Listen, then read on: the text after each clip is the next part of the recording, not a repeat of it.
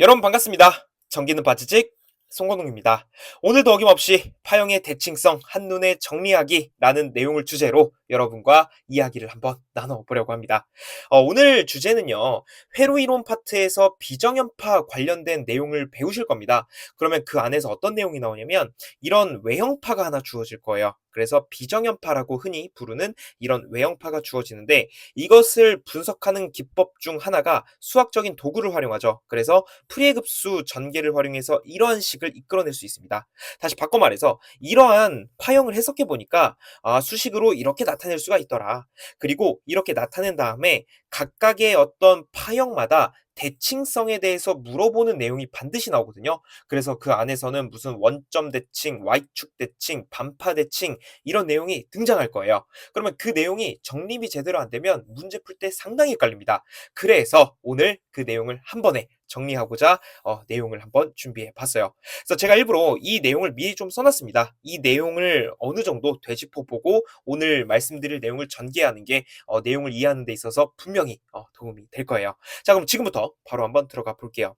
이런 외형파가 주어졌어요. 비정연파라고 하는 외형파가 주어졌습니다. 이것을 하나하나 분석해 보니까 그러니까 이 친구들이 어떻게 이루어졌나 보니까 이렇게 프리해급수식으로 전개할 수가 있더라. 그래서 이 부분을 우리는 직류분 혹은 A 제로항이라고 부르고요. 이 부분은 코사인항 혹은 여현항 혹은 A의 n항이라고 부릅니다. 그 다음에 이 친구는 사인항이라고 불러요. 다른 말로 정현항, 또 다른 말로는 B의 n항이라고 부를 수가 있습니다. 그래서 이번 파트에서는 사실 중요한 것이 많지만 용어 관련해서도 여러분이 묶어서 암기를 하고 계시는 게 상당히 유리합니다. 그래서 제가 오늘 최대한 용어를 묶어서 가져가실 수 있게끔 구성을 다 해두었습니다. 자, 그럼 이제 본격적으로 어떤 대칭에 따라서 어떤 항이 존재하는지 들어가기 전에 용어를 다시 한번 잡고 가볼게요. 여러분 그 정연대칭이라는 게 있습니다. 이 정연대칭은 원점 대칭과 같아요. 그리고 여현 대칭도 있어요. 이 여현 대칭은요, Y축 대칭과 같습니다. 자, 마지막으로 반파 대칭이 있습니다. 이 반파 대칭은 X축 대칭과 같아요. 자, 그래서 오늘 내용 들어가기 전에 이 내용이 서로 같다는 것을 일단 인지하고 들어가는 게 상당히 중요합니다. 자, 그럼 본격적으로 이 정연대칭이 무엇인지 어떤 항을 포함하는지 구체적으로 한번 살펴볼게요. 첫 번째, 정현대칭입니다. 이 정연대칭은요, 사인 파형을 생각해 주시면 돼요. 이렇게 사인 파형이 있다고 해볼게요. 그럼 이 사인 파형은 뒤쪽에서부터도 이렇게 온다고요. 이런 형태예요. 자, 정연대칭이 다른 말로 무슨 대칭이라고요? 여기 우리가 이야기했던 것처럼 원점 대칭입니다. 즉, 원점을 한번 찾아볼게요. 여기 원점이 있습니다. 원점을 기준으로 대칭이다 라는 의미로 통할 수가 있어요. 즉, 원점을 기준으로 이렇게 대각선이 대칭이라는 얘기입니다. 무슨 말이냐면 여기 이 면적과 이렇게가 어떻게 원점을 기준으로 대칭을 하고 있죠. 그래서 사실 이게 어떻게 되는 거냐면요. 이런 식으로 접근을 하셔도 좋아요. X축으로 이만큼 갔어요. Y축으로 위로 올라갑니다. 그럼 이 점에서 멈추죠. 반대로도 가는 거예요. X축으로 똑같이 반대 방향으로 가고 Y축으로도 반대 방향 똑같이 가면 결국엔 이것이 부호만 다르고 그 크기 값이 같다는 겁니다. 이것이 원점 대칭이고 이것을 다른 말로 정현 대칭이다라고 표현을 하는 거예요. 그래서 정현 대칭은 그냥 쉽게 생각해서 원점을 기준으로 서로 대각선이 대칭을 이루고 있구나 이렇게 봐주시면 되겠습니다. 이게 바로 정현 대칭이에요. 그러면 정현 대칭의 특징을 한번 작성을 해볼게요. 첫 번째, 이 친구는요, 원점 대칭이라고 그랬어요. 원점 대칭. 그리고 기함수라고도 합니다. 자, 그리고 두 번째. 여러분, 이거 무슨 파형이에요? 사인 파형이죠. 그래서 사인항 존재. 자, 여러분, 여기서 잘 보셔야 되는 게 사인항이라고 이야기를 해도 되고 이거 표현을 빌리면 정현항이 존재한다 혹은 BN항이 존재한다. 그래서 정확히는요, 사인항 혹은 BN항 뭐 둘 중에 하나가 존재한다. 이렇게 이야기하셔도 돼요. 왜냐면 이 두 개가 시험에 잘 나옵니다. 그래서 사인항으로 물어볼 수도 있고 BN항이라고도 물어볼 수가 있게 되는 것이죠. 그래서 정현대칭은 이 정도만 가주시면 되는 것이고요. 근데 잠깐만요. 좀 궁금한 게 있는데 이 코사인항 그리고 이 직류분은 이 대칭에 들어가지 않는 겁니까? 왜 사인항만 들어가는 거죠? 이런 의문이 생길 수 있죠. 너무 좋은 질문입니다. 같이 한번 해볼게요. 자, 여기 코사인항을 제가 그려볼게요. 그러면 코사인은 파형이 이렇게 되거든요. 그죠? 코사인은 이렇게 된다고요. 근데 이 정연대칭의 특징은 뭐예요? 원점 대칭이잖아요. 즉 원점을 기준으로 대각선이 같아야 된다고요.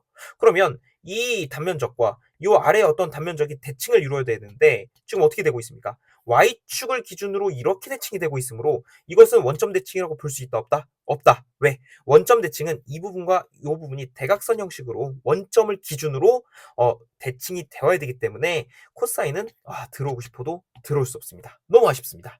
자, 그러면 직류분은요? 직류분은 될 것 같은데, 자, 직류분은 어떻게 돼요? 이렇게 쭉 가죠. 그럼 뒤에서부터 시간의 흐름에 따라서 이렇게 오는 거고, 지금 이 대칭이 어때요?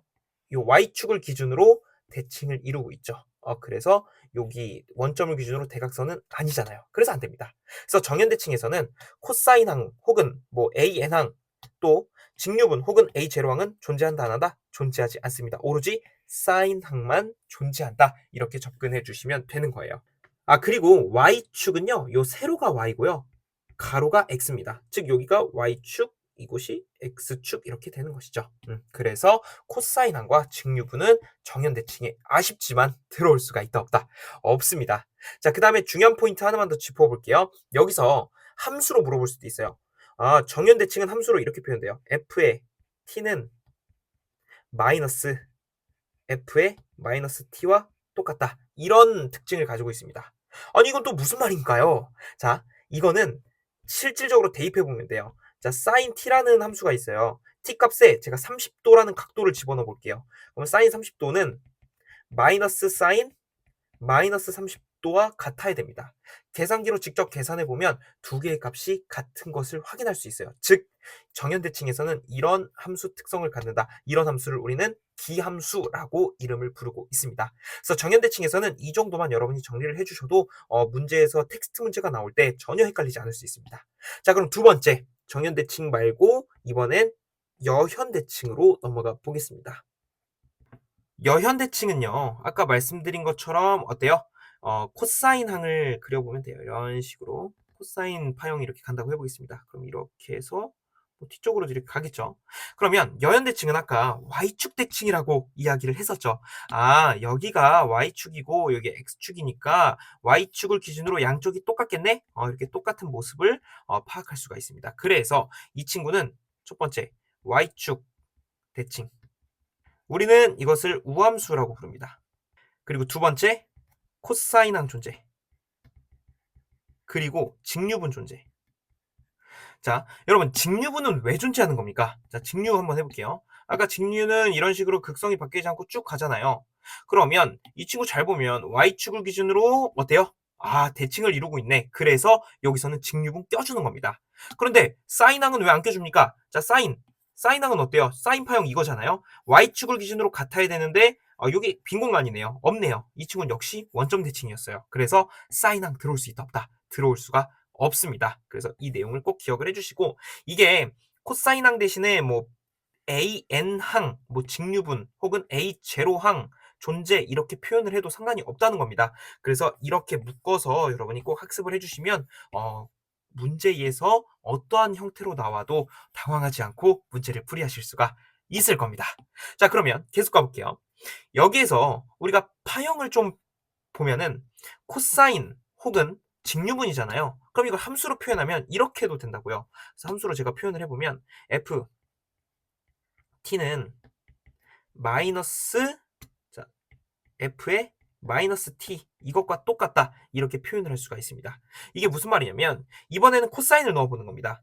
왜냐면 이제 코사인 항을 가져와야 되기 때문에 코사인 30도는 코사인 마이너스 30도와 똑같은 결과값을 얻어낼 수가 있어요. 그래서 함수값 또한 여러분이 알고 계시면, 이것이 우함수다라는 것을 알고 계시면 문제 풀 때 정말 큰 도움이 될 겁니다. 그래서 이 정도로 한번 정리해보고 마지막 반파대칭을 한번 살펴보도록 하겠습니다. 자, 일단 반파 대칭은 뭐냐면 X축 대칭입니다. X축 대칭을 다른 말로 풀었으면 어떤 반주기를 기준으로 극성이 왔다 갔다 하는 걸 의미하는 거예요. 그게 X축 대칭이거든요. 이게 무슨 말이냐면 여기가 Y고 여기가 X잖아요. 그럼 반주기마다 왔다 갔다 거리는 게, 일단 사인 파형을 한번 그려볼게요. 자, 사인 파형이 이런 식으로 갈 수가 있다고요.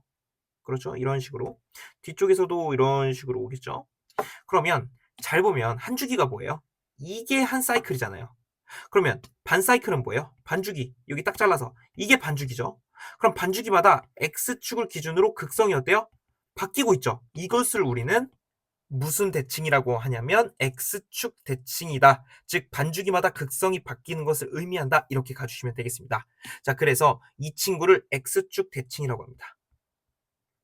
자, 그리고 두 번째, 이 친구는요, 코사인항과 사인항 모두 존재합니다. 다 존재해요. 아니, 왜 코사인도 존재하는 겁니까? 라고 한다면, 여러분 이거 코사인 여기서 그냥 해볼게요. 지금 이 친구도 잘 보면 전체 x축 관점에서 보면 반주기마다 지금 극성이 바뀌고 있는 겁니다. 똑같이 바뀌고 있는 거예요.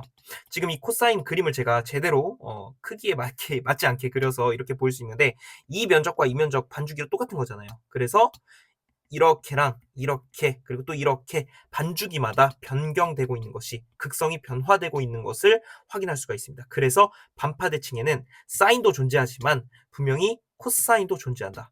그러면 우리 직류는 어떡합니까? 자, 직류분 한번 확인해 볼까요? 직류분은 된다 안 된다? 직류분은 극성이 바뀌지 않아요. 그래서 여기 반파대칭에 들어올 수 있다 없다? 들어올 수가 없는 겁니다. 너무 아쉽네요. 그래서 여기에서는 코사인, 사인 존재하고 직류분은 존재하지 않는다. 다른 표현으로는 AN항과 BN항이 존재하지만 A0항은 존재할 수가 없다. 이렇게 가주시면 되겠습니다. 자, 그 다음 마지막 함수로도 좀 표현을 해보면 f의 t에 이것은 마이너스 f의 t 플러스 2분의 주기 t 이렇게 들어갈 수가 있습니다. 그러니까 반파대칭은 이 함수로 통일을 할 수가 있는 거죠. 무슨 말이냐? 사인을 한번 집어넣을게요. 자, 사인 30도는 마이너스 사인의 30도 더하기 2분의 360 이렇게 계산을 해보면 결국엔 같은 값을 가질 수 있다 이겁니다. 자, 그러니까 여기서 t는 뭐예요? 한 주기잖아요. 한 주기는 몇 도? 360도잖아요. 그래서 360을 집어넣고 2로 나누는 거죠. 왜? 반주기니까. 그래서 여기서 반주기를 계산하고 30을 똑같이 넣고 앞에 음수만 붙여서 계산을 해보면 이 두 값이 같은 것을 확인할 수가 있게 되는 것입니다. 그래서 여러분이 이 함수까지 꼭 기억을 해주시면 더 이상 암기할 내용은 없다 이렇게 생각해 주시면 되겠습니다. 자, 그래서 여러분이 대칭성에 대해서 공부를 하실 때 이런 용어들이 정확히 정립이 되지 않는다면 사실 문제 풀 때 그 텍스트 문제로 나오기 때문에 상당히 헷갈립니다. 그래서 반파대칭이 뭐 y축이라는 거야? 우함수라는 거야? 기함수라는 거야? 뭐 x축이라는 거야? 뭐가 존재한다는 거야? 이게 정말 헷갈려요. 그래서 이번 영상을 통해서요, 여러분이 이런 주제마다 그 안에 폴더링을 해서 이건 이거구나, 이건 이거구나, 이건 이거구나. 이 파일 안에 있는 폴더는 이러한 내용이 들어있구나. 이 파일은 이러한 내용이 들어있구나. 명확하게 폴더링을 하는 것이 상당히 중요합니다. 그래서 용어의 중요성이 무엇보다 중요한 파트가 뭐다? 바로 이 비정형파 파트가 되겠습니다. 그래서 여러분이 앞으로 이런 문제가 시험에 나온다면 혹은 기출문제 풀이하시다가 문제에서 나온다면 당황하지 마시고 오늘 내용을 기억하시면서 문제를 헤쳐 나가셨으면 좋겠습니다. 그래서 오늘 함께 해주셔서 정말 정말 감사드리고 저는 다음 영상에서 더 유익한 내용으로 찾아뵙도록 하겠습니다. 고맙습니다.